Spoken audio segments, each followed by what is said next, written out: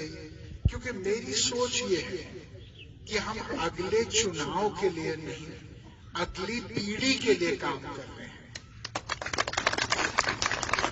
ये देखिए, चुनाव आएंगे जाएंगे, कोई बनेगा, कोई जीतेगा, कोई हारेगा, देश का क्या होगा? मैं एक आस्तिक हिंदू, मैं एकादशी पे व्रत रखता हूं। मेरे घर में अखंड ज्योति जलती है देवी की और हनुमान जी की। लेकिन मैं आपको एक बात कहता हूं, ये हिंदू मुस्लिम की राजनीति इस देश को नुकसान पहुंचा रही है। ये नफरत की राजनीति इस देश को नुकसान पहुंचा रही है। क्यों? क्योंकि जब आदमी आपको केवल हिंदू कह के या जात पात कह के या क्षेत्रवाद कह के आपका वोट ले रहा है, तो आपका वोट मुफ्त में सस्ते में ले रहा है, क्योंकि आपकी कोई समस्या का समाधान उसमें नहीं है। अगर मैं यहाँ आऊं और पूर्व भारत माता की जय, भारत माता की जय, भारत माता की जय, जय हिंद, जय श्री राम मैं चले जाऊं, फायदा क्या हुआ आपको? आपको तो मैंने गर्म कर दिया। उसके बाद फिर क्या होगा? उसके बाद 5 दिन बाद आपको यहीं रहना है, इसी मिट्टी में, इसी दिक्कत में, इसी कष्ट में, इसी टूटे सपनों के बीच रहना है। क्या इससे अच्छा ये नहीं होगा कि आप मुझे कहें कि देखिए हम आपके साथ हैं, लेकिन आप इस चीज का ध्यान दीजिए? नहीं। नमस्कार। जिस तरीके से भाजपा सांसद वरुण गांधी हमेशा अपने बेबाक राय के लिए जाने जाते हैं, सराहे जाते हैं, निश्चित तौर पर वो किसानों का मुद्दा हो, छात्रों का मुद्दा हो, नौजवानों का मुद्दा हो, महंगाई का मुद्दा हो, शिक्षा का मुद्दा हो, स्वास्थ्य का मुद्दा हो, बेरोजगारी का मुद्दा हो, हर मुद्दे पर वो खुलकर बोलते हैं।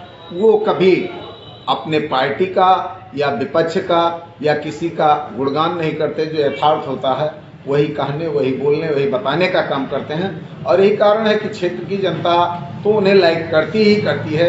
उनके बयानों को देश की भी जनता लाइक करती है, सुनना चाहती है, जानना चाहती है कि आज वरुण गांधी ने क्या कहा। आज एक ऐसा ही बयान वरुण गांधी ने एक बार पुनः पीलीभीत में देने का काम किया, जिसमें उन्होंने कहा है कि जाति और धर्म की राजनीति देश को कमजोर कर रही है।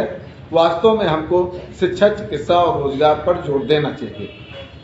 निश्चित तौर पर उनका कथन ये अपने आप में पूर्णतया सत्य है, यथार्थ है। आज देश को जरूरत है अच्छी शिक्षा की, अच्छी चिकित्सा की, और देश के नौजवानों को जरूरत है रोजगार की, जिससे उनकी रोजी रोटी चल सके।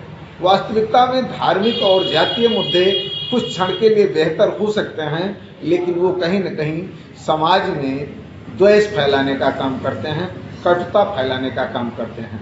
हम ये नहीं कहते कि हमें धर्म से पृथक होना चाहिए, हमें जाति का ध्यान नहीं देना चाहिए। हमें अपने घर, परिवार, जात, समाज, धर्म सबका ध्यान देना चाहिए।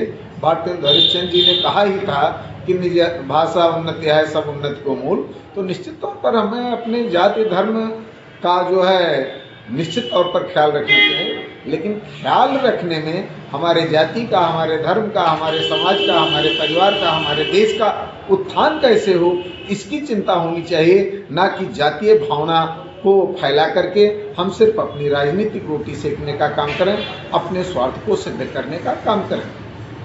तो ऐसे में निश्चित तौर पर उनकी बात एक और है कि राजनीति में तो कतई जाति धर्म का प्रयोग नहीं होना चाहिए, क्योंकि प्रजातंत्र में जो एक राजनीति की व्यवस्था बनी है, जिसमें हम 5 साल, हर 5 साल पर जनता के बीच में जा करके जनता का आशीर्वाद, जनता का जनादेश लेने का काम करते हैं। सदन में हम काम करने के लिए जनता का आदेश लेते हैं कि सदन में हम जनहित में काम कैसे करेंगे। हम धर्म के प्रचार के लिए, जाति के प्रचार के लिए, जातीय एकता अखंडता के लिए तो चुनाव में जो है चयनित नहीं होते, ना ही किसी का चुनाव में ये एजेंडा होता है। अगर इसके लिए आप चुने जाते हो तो चुनावी एजेंडे में आप इसको रखिए कि हम अगर चुनाव जीत के जाएंगे तो सदन में हम अपनी जाति को सर्वोच्च स्थान दिलाएंगे, अपने धर्म के लिए लड़ेंगे, अमुक अमुक अमुक। वास्तव में तो उस समय आपका यही कहना होता है कि शिक्षा, चिकित्सा, रोजगार, भय, भूख, भ्रष्टाचार। तो निश्चित तौर पर जनहित में जनप्रतिनिधियों का कार्य है सदन में ऐसी नीतियों को बनाना जिससे जनता का लाभ हो तथा जनहित में क्या उपयोगी है ऐसे कार्यों को त्वरित गति से उसे क्रियान्वयन कराना। लेकिन आज स्थिति यही है कि राजनीति में लोग पैसे के दम पर, जात के दम पे, धर्म के दम पर चुनाव जीत जाते हैं और चुनाव जीतने के बाद में फिर वो वही कमीशन, वही सड़क का कमीशन, वही नाले का कमीशन, वही सरकारी भवन का कमीशन खोजने का काम करते हैं। ये कहने में गुरेज नहीं है। लोग सत्ता के लोग हों, विपक्ष के लोग हैं, मैं नहीं कहता वर्तमान सरकार की ही कमी है, लेकिन सारे लोगों ने मिलकर के नारा बहुत अच्छा दिया। लेकिन खेद का विषय है कि आज उत्तर प्रदेश के 80% चिकित्सालयों में कार्डियोलॉजिस्ट नहीं है। प्रॉपर वे में किसी भी सरकारी चिकित्सालय में डिजिटल एक्सरे नहीं है। अब एक दिन हमारे उत्तर प्रदेश के स्वास्थ्य मंत्री और उप मुख्यमंत्री ब्रजेश पाठक जी ने एक जगह अस्पताल के भ्रमण के दौरान पहले तो अस्पतालों की छापेमारी करके उनकी कमियां पकड़ने का काम करते थे।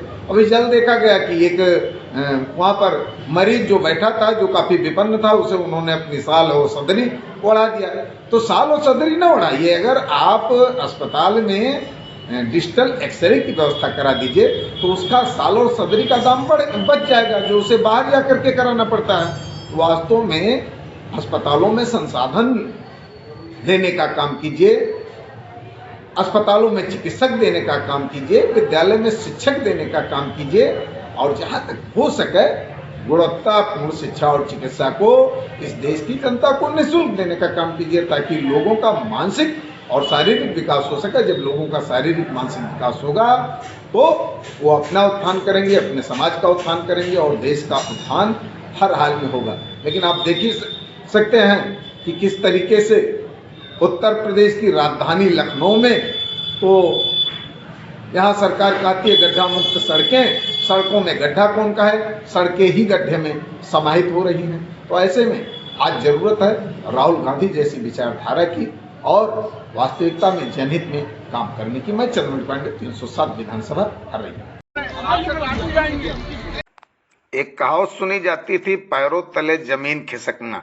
जमीन खिसकते हम लोगों ने कभी देखा तो नहीं, लेकिन ये यूपी का लखनऊ है जो कि सूबे की राजधानी है, जिसे नवाबों का शहर भी कहा जाता है, जहां के मुख्यमंत्री योगी आदित्यनाथ जी हैं, जिनकी चर्चा पूरे देश के सबसे सक्रिय मुख्यमंत्रियों में होती है।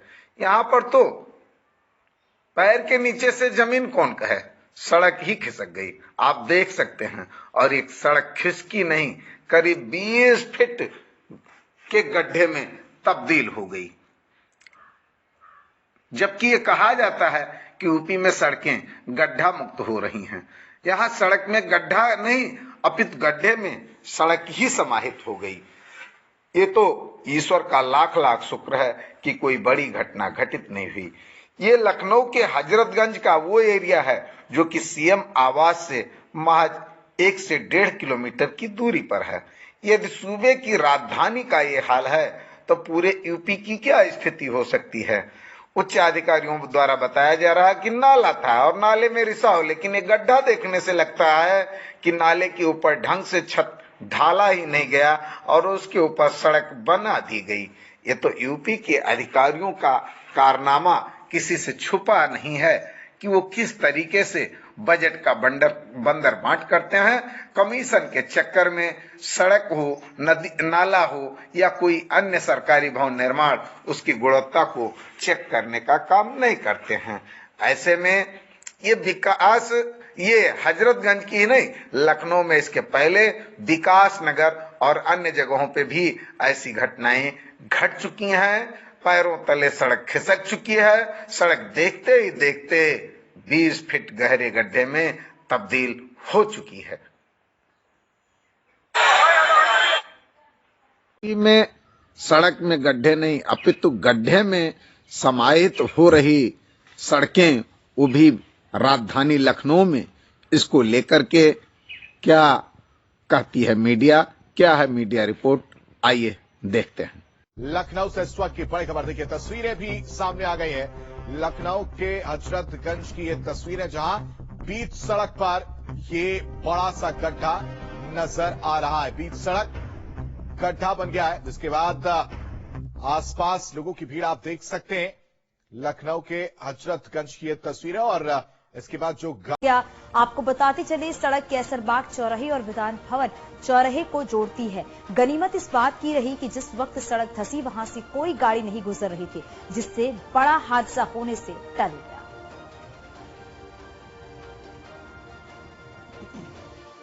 के लालबाग इलाके में आज सुबह अचानक ये सड़क जो है वो धंस गई। आप देखिए कि राजधानी लखनऊ का लालबाग इलाका है, जहां पर ये बहुत बिजी सड़क है। ये यहां से सीधे कैसरबाग बस अड्डे को ये रास्ता जोड़ता है और ये रास्ता दूसरी तरफ होता हुआ सीधे बर्लिंगटन चौराहा चारबाग के लिए जाता है। बहुत बिजी रोड है, यहां से बसें बहुत निकलती हैं, आम आवाजाही बहुत ज्यादा है। लेकिन अचानक अब से करीबन 1 घंटा 1.5 घंटा पहले ये जो जगह है वो अचानक जो है वो धंस गई है। काफी गहरा जो है वो गड्ढा हो गया है। हालांकि गड्ढा होने के बाद इस पूरी सड़क को ब्लॉक कर दिया गया है। चारों तरफ से जो वाहनों की आवाजाही है उसे रोक दिया गया है। नगर निगम से लेकर के जल निगम तक के कर्मचारी मौके पे मौजूद हैं। सरान मौके पे हैं, जो पुलिस वाले हैं वो लोगों को रोक रहे हैं। लेकिन देखिए, चूंकि गड्ढा धंसा है और पुराने लखनऊ का मामला है, लिहाजा तमाशबीन बने लोग भी बिल्कुल गड्ढे के करीब में हैं। हालांकि पुलिस उनको हटा जरूर रही है, लेकिन लोग जो हैं वो बिल्कुल इसको देखने के लिए करीब से इकट्ठा हैं। फिलहाल इस पूरे इलाके को ब्लॉक कर दिया गया है और जो चीफ इंजीनियर साहब हैं नगर निगम के, वो भी इस बात को कह रहे हैं कि युद्ध स्तर पर काम करके इस गड्ढे को भरा जाएगा और कोशिश यही रहेगी कि पहले लीकेज चेक कराया जाए कि इसमें लीकेज कहां पर था। और जैसा कि बताया जा रहा है कि नाला नीचे से गुजर रहा है, कैसरबाग से सदर के लिए नीचे सड़क के नीचे नाला जा रहा है, उसी में कहीं पर लीकेज है। उसको चेक कराया जाएगा, उसको बंधाया जाएगा, फिर उसके बाद इसमें मिट्टी पाट के इस गड्ढे को भरा जाएगा। कहा तो ये जा रहा है कि 1 दिन में इस गड्ढे को भर दिया जाएगा, क्योंकि बहुत बिजी सड़क है ये। लेकिन आसार देखिए कितनी जल्दी इसके भरने के दिखते हैं, ये वक्त के बाद पता चलेगा। फिलहाल गड्ढा हो गया है और लोगों के लिए थोड़ी सी मुश्किलें हैं। ट्रैफिक जाम हो रहा है, दूसरी तरफ से रूट